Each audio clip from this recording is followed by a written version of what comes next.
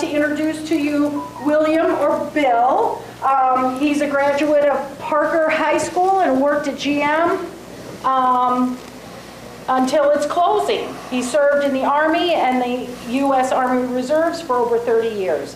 He currently works for the state of Wisconsin as a local veteran employment representative for the Office of Veterans Services. So, thank you, welcome, and enjoy. Thank you, Bill. Hi, how you doing this afternoon? I'm not here representing the state this afternoon. I just want to let you know that as I was in the military, my last duty station was as a career counselor. So I did a lot with transitioning service members, people that were leaving the military and coming back to civilian life. And so when I got back here to Janesville, I picked up that same type of job working with the state. So what I do now is I'm a local veteran employment representative for the state of Wisconsin. And what that means is that for veterans from all branches of the service, I help them find employment if they need it, okay? As a part of our services, we help with education and training and with referrals. And that's part of what I wanted to talk today about is the different types of benefits that are out and available. One of the main resources that you have here in the county is the CVSO. The CVSO is the County Veteran Service Officers. And on the sheets that I have over on the table, I've got a list of the where he's at the Rock County Courthouse. He's also located at the Beloit County Courthouse, so he splits his time between those places, and his name is John Solis. So their office is the first place that you want to stop, okay? A benefit is only a benefit if you utilize it. If you don't utilize your benefits, then it's not a benefit to you. A big part of knowing whether or not you qualify for a benefit or not comes from your DD-214. So if you've got a DD-214, that's the place that it starts, okay? Because that's got all the information about your character of service, how long you served, when you served, and the type of discharge that you received. I hear from a lot of people a lot of times, well, I'm not a veteran because I didn't serve in a war. That's not true, okay? A veteran is a person that served in the U.S. military, and you have benefits available to you based on your character of discharge, okay?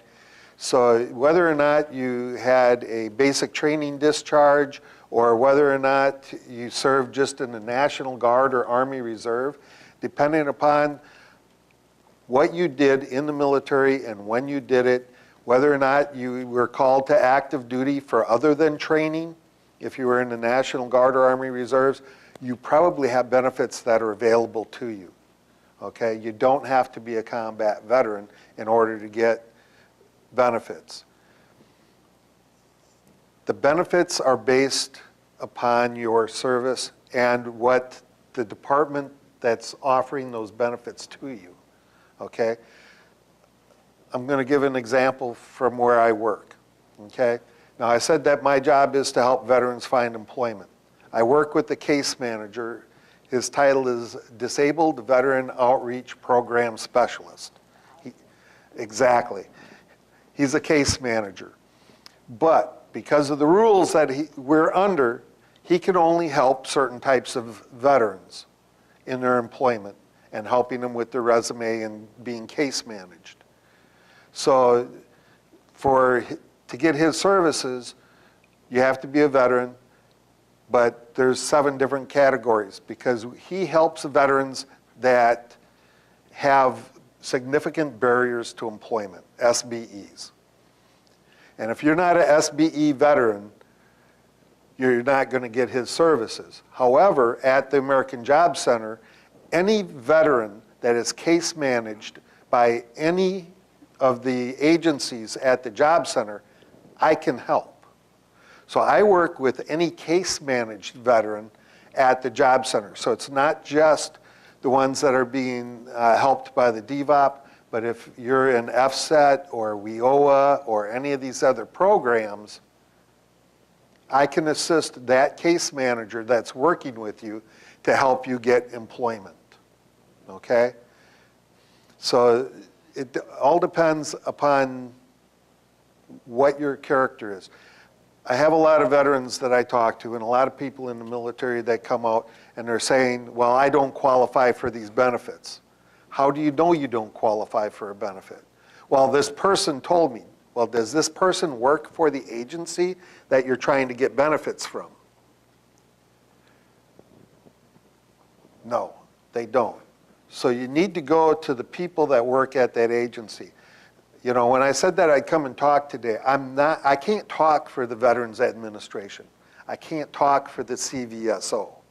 I can't tell you what benefits you have and don't have, because you have to go to the person at the source that can qualify you, and that's based on your DD 214, or if you're only in the National Guard, if you have an NGB 22, which does the same thing as a DD 214 does. It describes your character of service from a period of active duty. So you need to go to the sources. So again, that's why I brought the sheets on the table over there. It's got the websites on there, and the websites all have the telephone numbers so that you can go in there and look at it and be able to tell, do I qualify or don't qualify? So, and I know I keep stressing that, but it's very important and very basic because you have to do that. A lot of people ask me about VA benefits. When you're talking about GI Bill, and this is an older crowd, the post 9/11 GI Bill is for those that came into the military after 9/11 and served on active duty. It's probably the best GI Bill that the U.S. has ever provided to service members because it provides for tuition, it provides for books, and it provides a stipend. So based on your zip code, you'll get a certain amount of money as a stipend for living expenses. Montgomery GI Bill is probably the next best, and that is basically from the 1990s all the way through even today. Certain people still have their Montgomery GI Bills available. Again, it provides a stipend for living and it provides for tuition, but it doesn't provide for books. And the stipend is not as much as post 9/11. Is there anybody in here that thinks that they might have a GI Bill benefit available to them? Otherwise, I'm just going to go on. Okay. Probably the main reason why you're in here is about medical benefits and what is the medical benefits available to you. Again, anybody who served, and this is from my knowledge, and I don't have the documentation, but once you hit that age 60, if you have anything medically connected with the military, you can go to the VA and you can get signed up with the VA. You should have already done it already. A lot of people don't know it, but when you get out of the military, two first places you should go. Number one is to your CVSO. And they're going to help you with your documentation to get everything documented. They can help you file your disability claims with the VA and start getting a lot of those things started. The second place that you want to go is to the closest VA hospital. When you get out, you have a certain amount of time, and I believe it's still 6 months, where you can go and the VA will give you a physical and look at all your medical documentation and determine what benefits you have that they will take care of during that time frame that you were in the military, okay?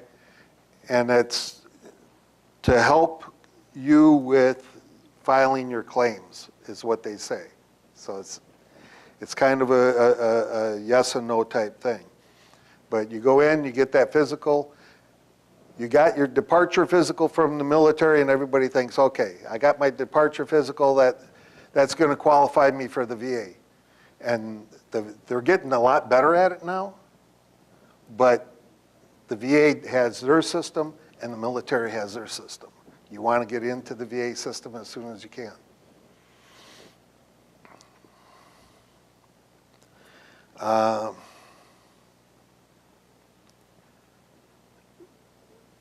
Filing for disability again.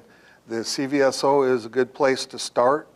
You got service organizations such as the DAV, Disabled American Veterans. They can assist you. There are other groups, the Vietnam Veterans of America, the VFW.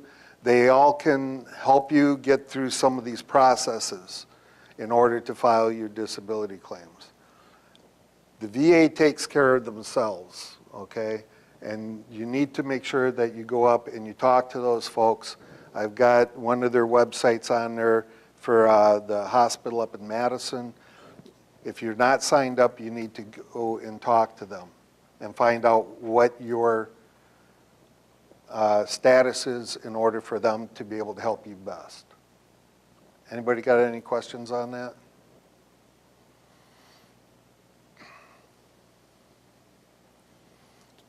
So, would they have more information at the courthouse? I see their, they got their address here. Let's see. Can they elaborate on? Yeah. Yes. I know I'm signed up. Yes, they can help you out. I see. You know, John Solis and his crew are experts in what they do, and they're very good. I talk to them on a regular basis, and you might want to just kind of look to your left and say, "Hey, how you doing?" Your job? Yep. So. Totally. So you know, I can't emphasize enough that it's going to the right people to get the right information for what you're looking for, okay? I got out of the military in 2014, and they've had changes since 2014, okay? So the best source is to go to the source that you're looking for. Believe it or not, when I was working as a career counselor at Fort Lewis, Washington, I found out that the Department of Agriculture actually has a grant available if you can qualify and want to become a farmer. Okay? And it's up to a $300,000 grant. How many people have ever heard of it? You even go to the Department of Agriculture and they don't even know that they have it. Okay? So there's lots of benefits that are out there. I found out about it because there was a full bird colonel that wanted to move back to Missouri and become a farmer, and he found it. And he asked me about it, and I was like, let me call and find out. And he found out that he wasn't income eligible because his retirement paycheck was going to be too big. Okay? Department of Energy has grants for veterans to help them make their houses more energy efficient. And you never hear about it. And it takes digging into these areas and finding out whether or not you qualify. Again, a benefit's only a benefit if you utilize it. And benefits are qualified.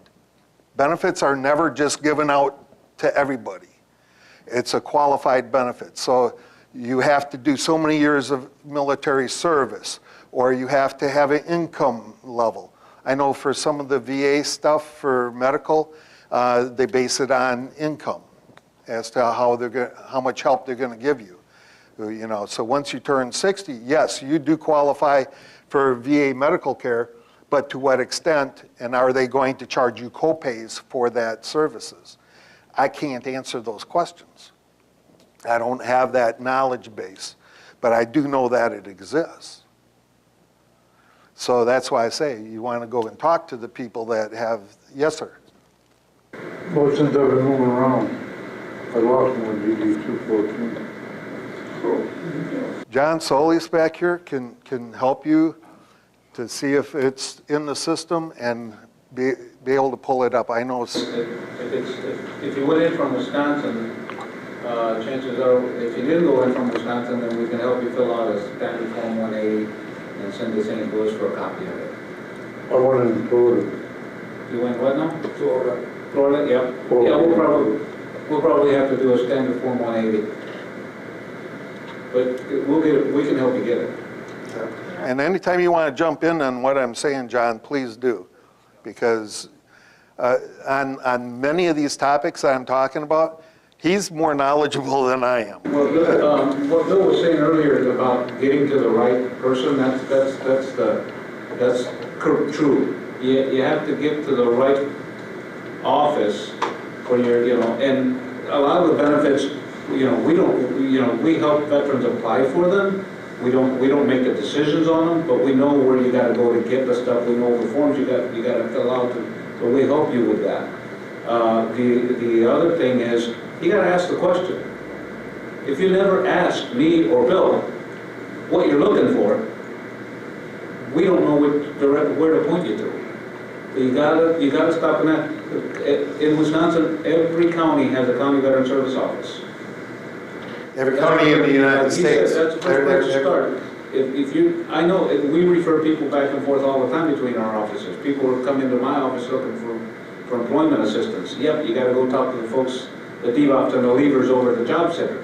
They come in there and they start talking to him about other benefits, and he said, yeah, you got to go talk to John and his staff to find out about these benefits. So we refer, and then we refer people to other agencies other than each other. But we have to know what they're looking for before we can know which direction to point you to. I got 2 different gist targets. Yep, we can help you request both of them. Because that DD 214 again, that's the key to finding out what benefits you qualify for.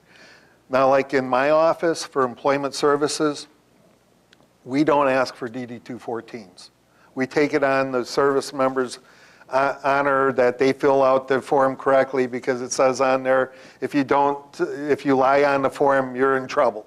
So we don't ask for any verification. And the only reason we ask for it in our office is because the federal VA requires it when we send the claim in. They need the DD 214 to go in with the claim.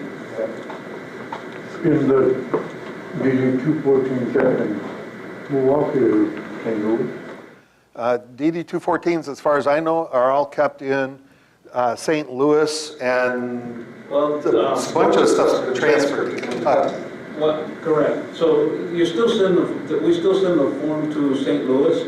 If St. Louis doesn't have it, if that file has been moved, they will forward that standard Form 180 to the proper office, and then it may take a week or 2 longer until they have to forward it, but you will get whatever they have in that file.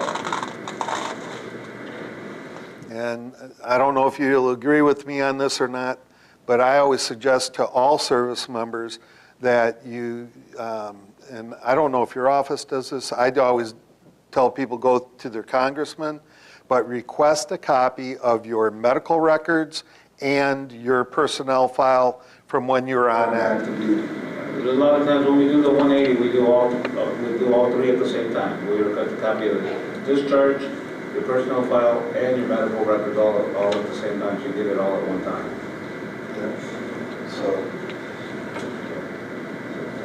But it depends on what you're looking for. If you're not looking to file a claim for medical stuff, well, we don't really need your medical records. So why waste the government, using up resources to copy stuff that you don't really need?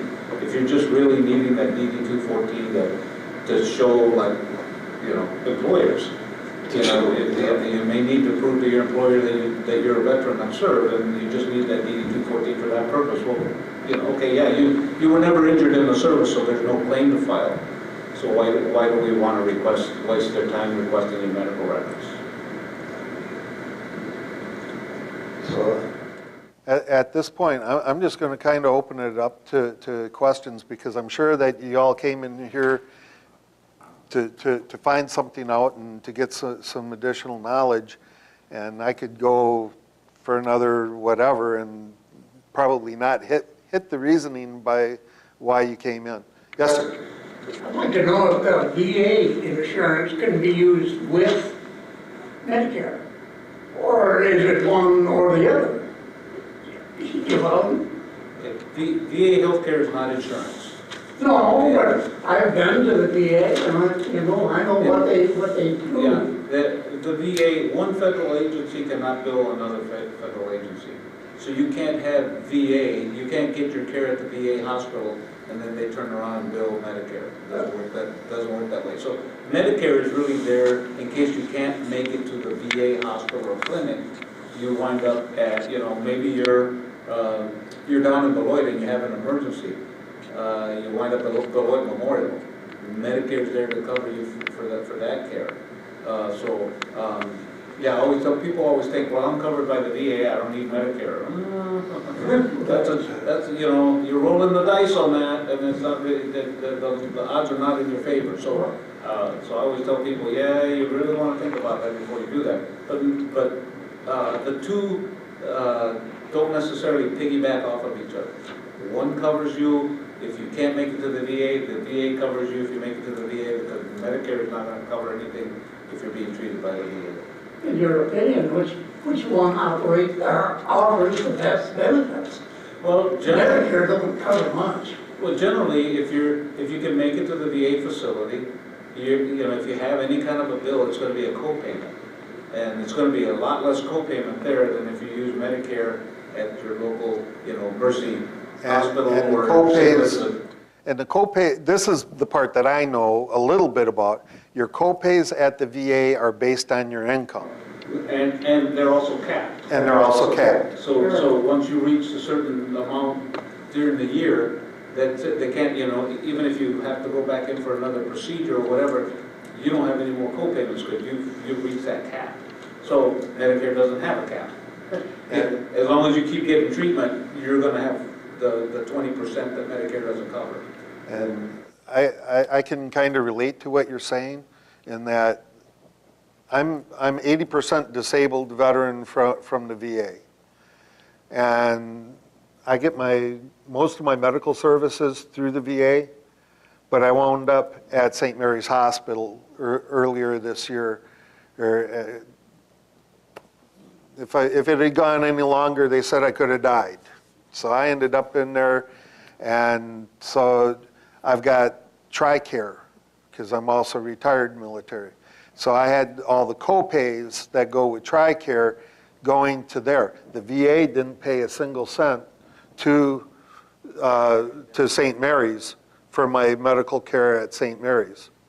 But yet, I went to the VA for a procedure. They couldn't get me in for the procedure, so they sent me to Mercy Hospital, and the VA picked up every single cent of that because I went to them first rather than being taken to the emergency room at St. Mary's.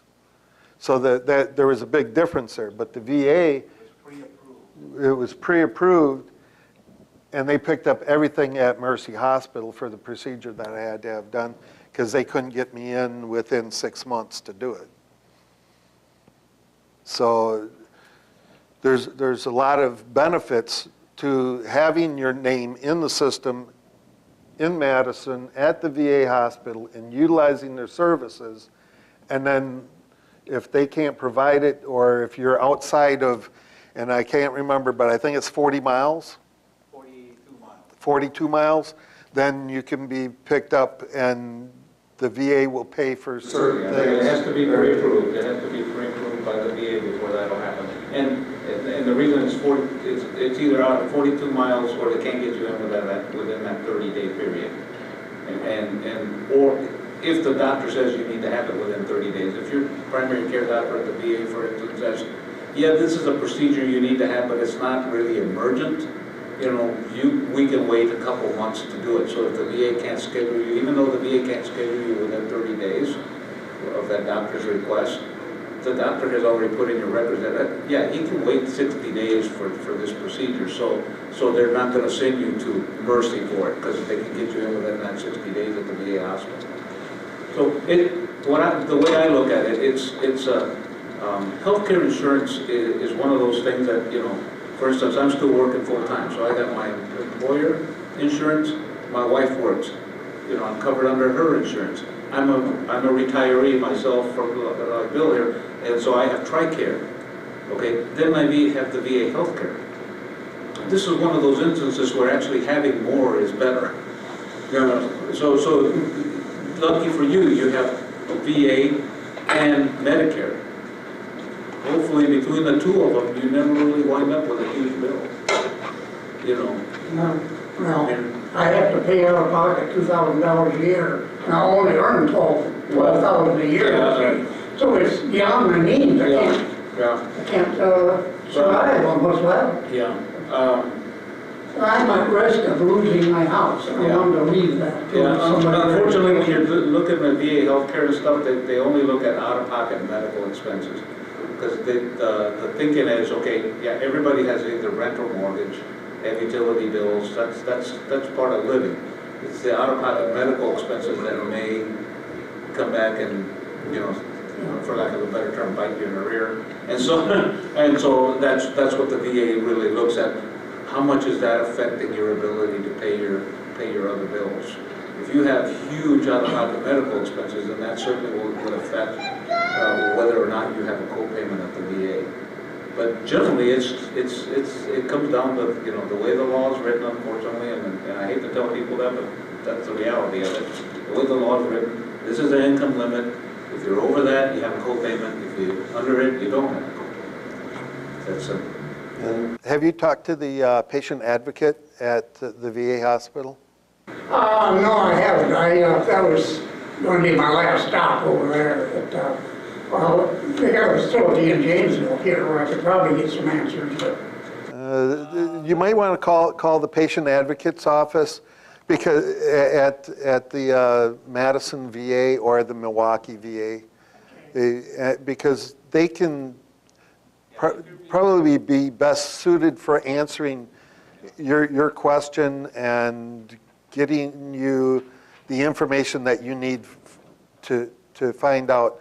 Is it, there's vans that drive from this area to Matteson to take veterans to the hospital up there too. So, whether or not it would be more advantageous for you to seek out their care up there and find out exactly what you're eligible for and what your co-pays would be, if any. Because if you're at $12,000 a year in income, I would imagine that that's under their cap for paying co-pays. But I can't. The income limit is actually I think it's 1,072 a year. Is that if you're over 1,072 a year, you're going to have a co-payment. Oh, okay. You see, so you know more about that than I do, because that's why I was saying I would call the. Because if you're not eligible for the pension, which is 1,072 limit, if you're over that income limit for pension, that's the limit that they set for the co-pay. So I'm learning here now too. So yeah, if you have 12,000, it seems to me like you're under, because that's $1,000 a month. Right. Yeah. But it's gross income. It's not take-home income. So they're looking at gross income. Mm-hmm. That's the other thing that a lot of veterans make a mistake on. Okay, it's not what's getting deposited into your bank account. It's what the total benefit is worth. So Social Security, we know they deduct the 107 or whatever for Medicare Part B. So if you're telling me your monthly income is $1,000, well, we need to add $107 to that, so it's actually $1,107. You're over the income limit. If the income limit is 1,072, you're over the income limit. But they only bill you for, I had VA insurance, and when my income got too high in the year, I had to contribute to, they kept billing me, you know, because I was over the limit. Right. So, Yeah, if you're under the income limit, they will not bill you that copay. Right. If you're over the income limit, you will get a bill. right, but the costs aren't that much. Yeah. From what I've experienced. Yeah. Well, it should be $8 for medications. And then if you see I think you only get a copayment for doctor visit if you have to go see a specialist. If you're seeing your primary care doctor, there shouldn't be a copayment for your doctor visit at all. Yeah. When I first signed up for Medicare, there was no Part D. So later on, George Bush passed, he brought in the Part D, but for every year you weren't signed up, you had to pay $50. Now it's been 10 years that I haven't had medication. I got to pay $50 for every year that I didn't pay. No, because if you had been enrolled in VA healthcare, that was an acceptable program under that. I was in the VA back then, I think. We have to provide proof to, because that's a Social Security benefit. Oh. So you're talking two different entities. Yeah. You got VA and you got Social Security. So you know, it's all government programs, but it's two pools of money. So, and unfortunately, a lot of times these programs don't talk to each other. So it's up to you and I, as the users of those programs, to provide them with the information they need so that we take full advantage of the benefit that's being offered. And you can't take full advantage of it if you're not telling Social Security, hey, I've been in the VA healthcare system. I didn't have to buy Medicare Part D because I was getting the medications through the VA, which is an acceptable plan for Medicare Part D. So you shouldn't have that penalty. But yeah, And again, where is your office? it's a courthouse. Oh, in the courthouse. Yeah. I know where to find you. Yeah. So you don't need Part B, you said? D. D is the Medicaid. Yeah, if you're getting your medications through the VA, Yeah. why pay a premium for Part D when VA is provided? Yeah. He's paying for that. I don't know. Part B is a different thing. Yeah. Part B is a different thing, but Part D, the medication, yeah. Okay. So anybody else? No, I'm glad you're here because I couldn't have answered that.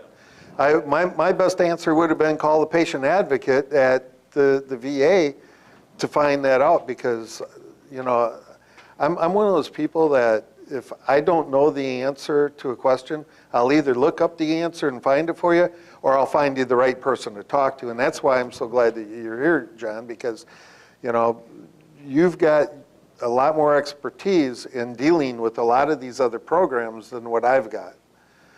You know, I know what I know and I don't know what I don't know.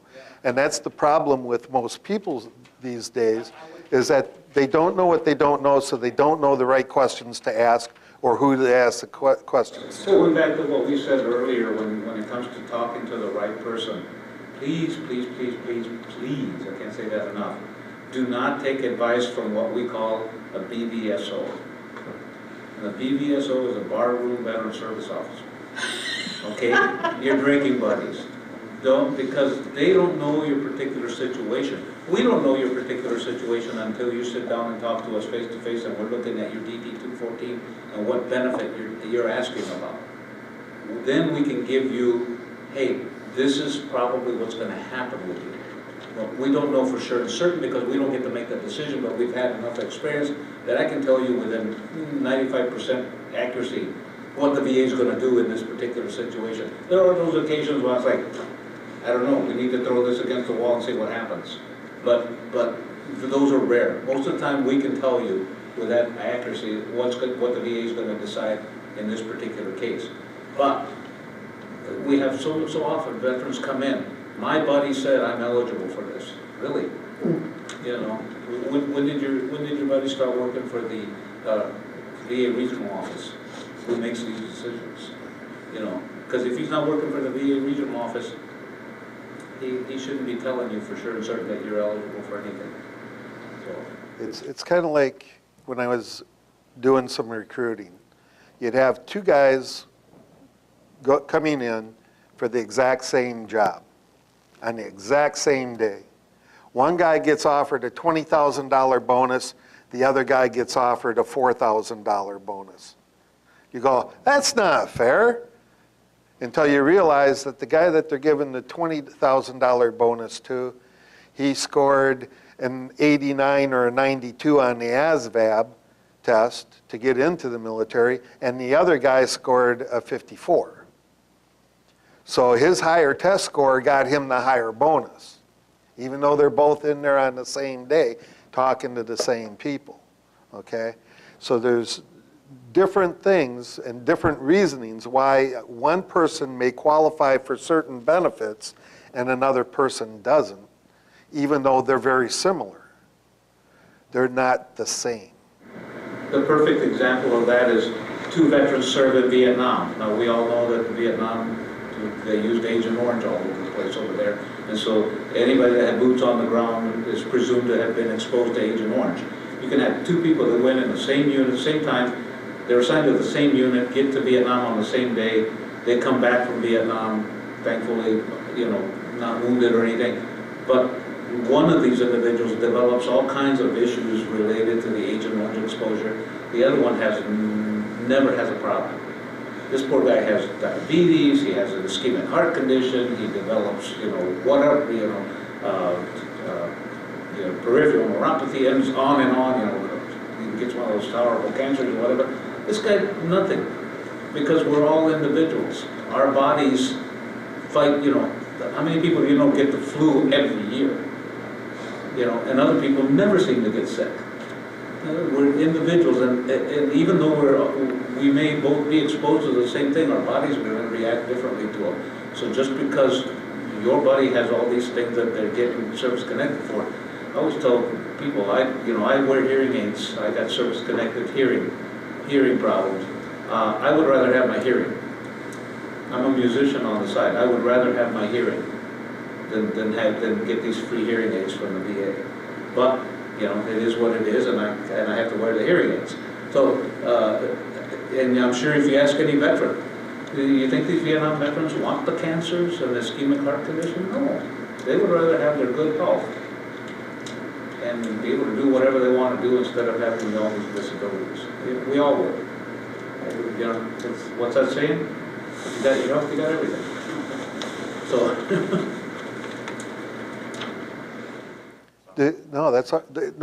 That's fine. Now, like I said, I'm glad to hear. Does anybody else have any questions on anything that you want to know about?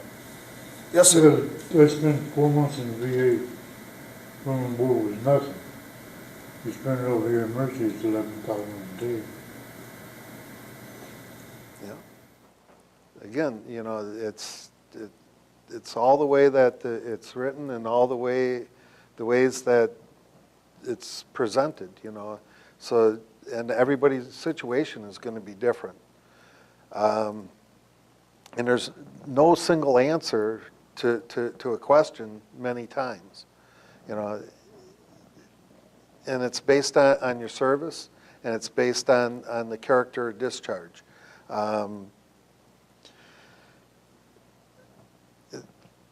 It's just a matter of, if you know that you have a question on a certain topic or a certain area, finding out where to go to get the correct answer. You called it a BR, VSO, and I always call them barracks lawyers. The old barracks lawyers, the guys that know all about all the Army regulations and can tell you about all the Army regulations, even though that they're not a lawyer. And they don't know, they don't know. But they present a good case, but it's not there. So you really need to speak to the people, and if somebody gives you an answer that you don't think is right, you can always ask them why. I've had a couple of cases when I was at Fort Lewis, Washington, where people would come in and I'd give them an answer and they'd say, why? And that's when and that's great. If I'm not giving you the answer that you want, a good question is why? Why am I not eligible? So now, instead of me just telling you that you're not eligible, now I got to open up the books and show you why you're not eligible. What is it that makes you either eligible or not eligible? If you think that you are eligible for something and somebody tells you that you're not, ask them why and ask them to show you where it's at. And most people, you know, if they're professionals, they'll show you. But it'll give you the answer. And it's important to know that the VA gets a bad rap in many instances. But it's usually because not everything is brought out as to what the causation is or what the reasoning is behind their decisions. And sometimes, if you ask why, the decision can be reversed.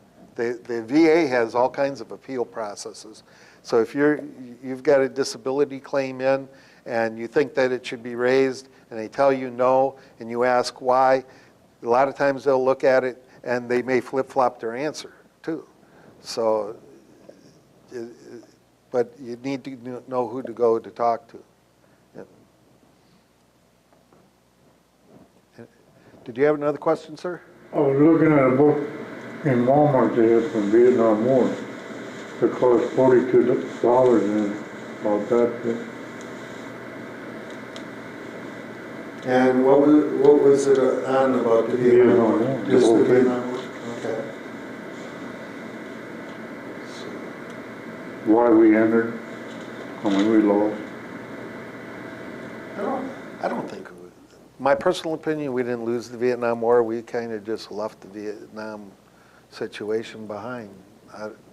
I think we could have stayed there and continued on, but it just got to the point where it wasn't worthwhile continuing on.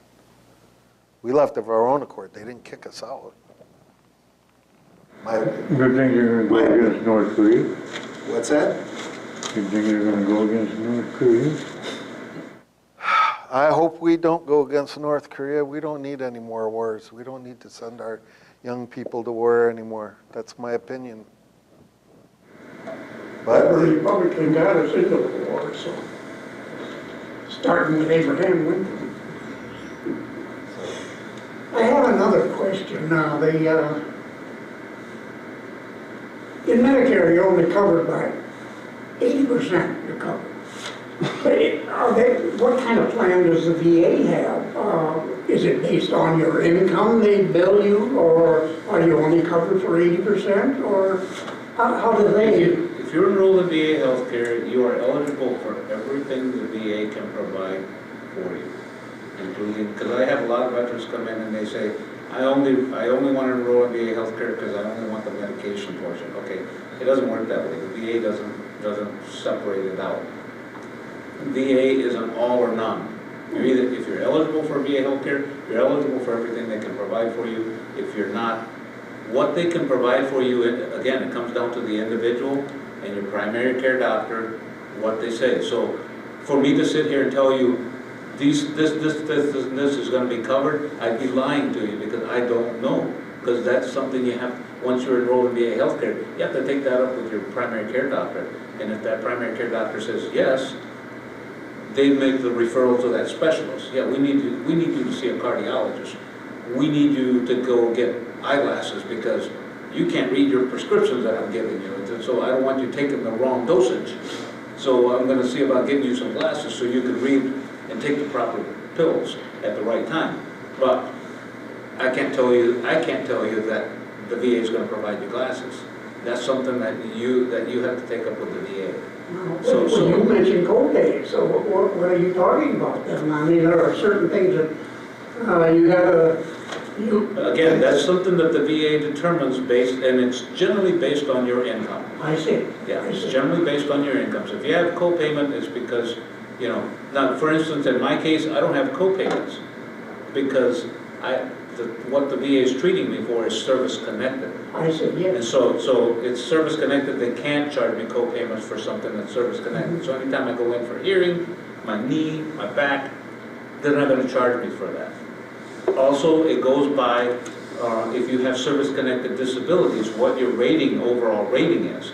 Once you hit 50% or higher under that disability rating under the VA system, they quit charging you co-pays at 50% or higher. So anything below 50%, you're paying, if you're over the income limit, you're paying a co-payment for anything that's not VA related. Yep. And I can give you an example out of my own personal history on that, in that when I left the military and came back to this area, they were charging me co-pays, even though I was 80% disabled, because the computer system on the West Coast didn't catch up to the computer system in the Midwest until after I went to the patient advocate and took in my paperwork showing them, and then they got the files transferred from the West Coast to the Midwest, and then I got a check back from the VA for all the co-pays that I did. And the VA is working on fixing that. They are trying to make it where everything should flow. So if you and I as veterans, you know, I retire from working and I decide to move wherever, you know, I moved down to Missouri or whatever, and I start using the local VA down there. The VA is setting up the system where all the records are being scanned into a database. So Missouri should be able to pull up those records and look at my file and say, oh man, John, you're whatever, 30–40% disabled. Here's here's what we can do for you here. Should be pretty much what I was getting at Matteson or whatever. And then unless they don't have the same departments there, because every VA hospital is set up a little differently.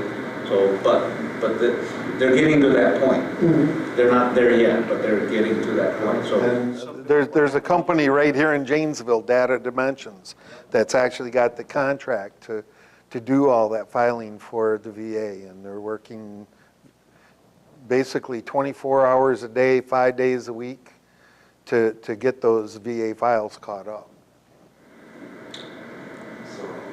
If you ever read the book you get from Humana that tells what they cover and what you pay, what's the co-pays you pay. For instance, the first 6 days in the hospital, I've got to pay $300 a day for the first 6 days. $2,000, you're talking about $1,600 or something like that. And that's when I've got Medicare. See, I mean, it's almost, and then for ambulance, you would think ambulance would be covered. Your fee is $250, they pay the difference.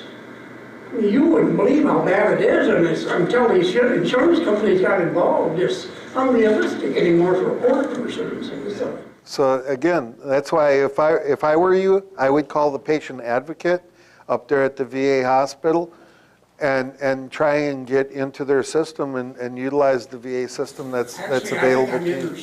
Okay. I have VA coverage when I got out of service for quite a while, but then I got a job and they furnished insurance. So again, that'd be a question that I would ask to the patient advocate's office up there at the VA, because you're in a status now where you're telling us where you can't afford these things, that perhaps if you were to utilize the services of the VA medical system, you wouldn't have those costs. It could be something as simple as you haven't updated your means test with the VA.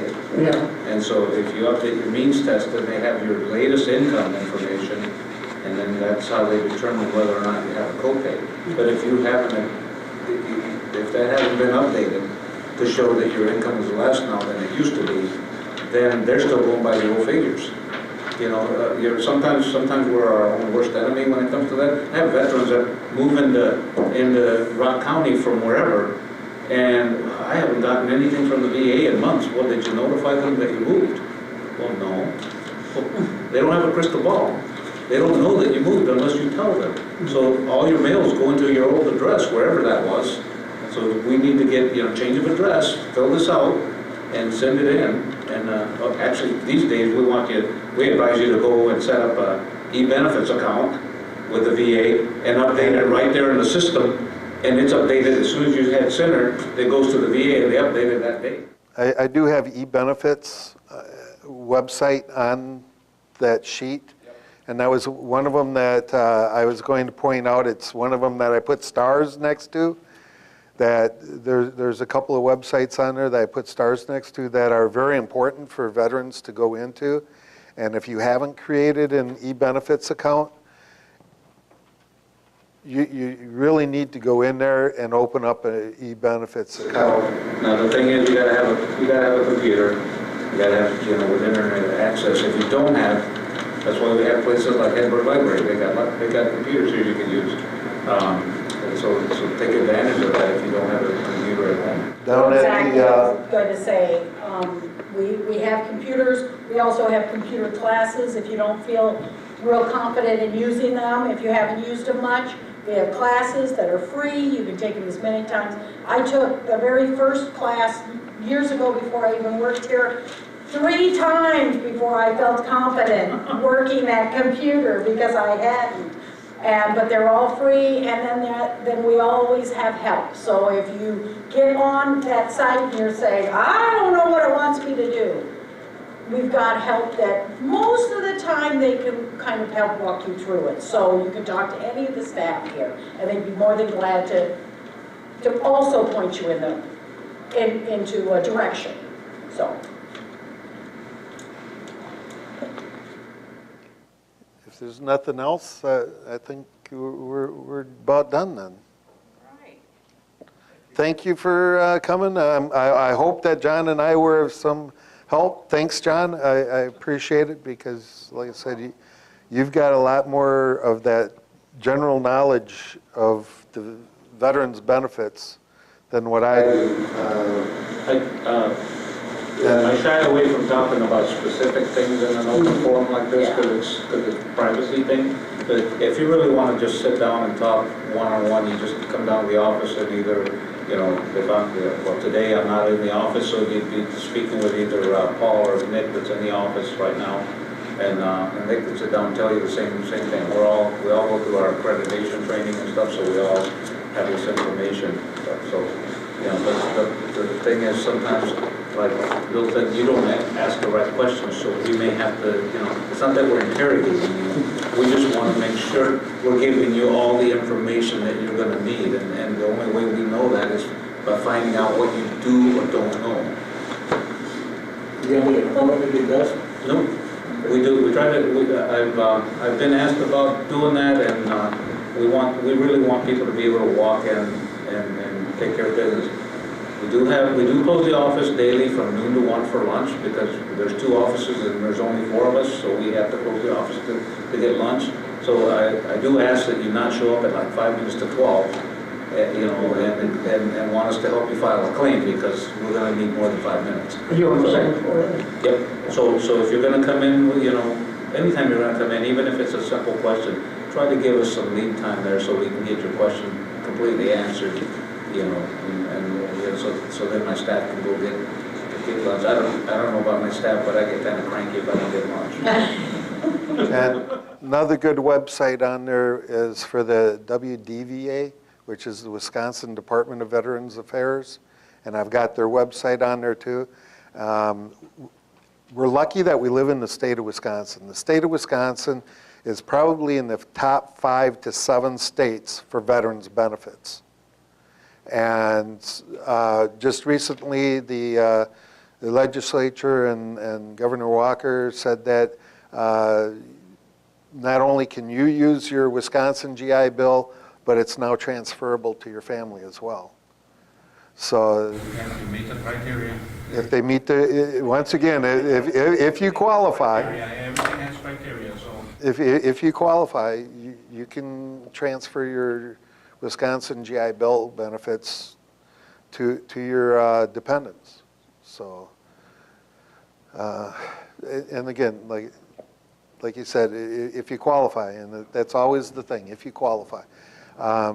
Wisconsin has license plate benefits. They got hunting and fishing license benefits, free state park passes, again, if you qualify. The benefits are, there's a lot of benefits there that you can apply for. You just have to meet the criteria. And my office is familiar with the criteria. We help you fill out the forms. And in a lot of cases, I actually am the determining Yeah, he signed for my state park. He signed for my state park pass. Well, and also like for this veteran ID identifier on your license, I verify that you're a veteran. And then I sign that form, you take it to the DMV and they stamp your license with veteran on it. If I don't sign that form, you're not gonna get it. Well, thank you, Bill, and thank you, John, for stopping in and being of such a help.